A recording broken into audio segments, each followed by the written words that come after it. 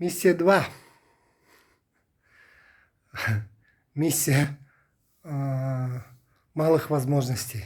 Или еще по-другому миссия творческой психологии.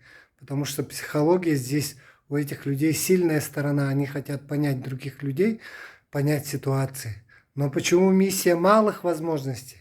Потому что эти люди очень часто сомневаются. У них работает двуличие. И вот пока сомневаются, пока начинают понимать, а пока примут решение, время уходит и уходят возможности.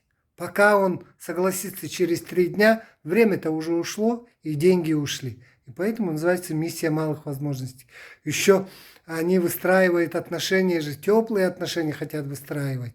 Понять хотят, тет-а-тет хотят отработать.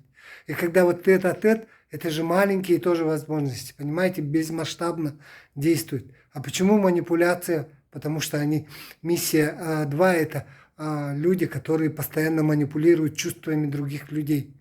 И поэтому этих людей опасаются. Ну, есть такая репутация, что как будто это сплетники. Поэтому нужно понять свою миссию.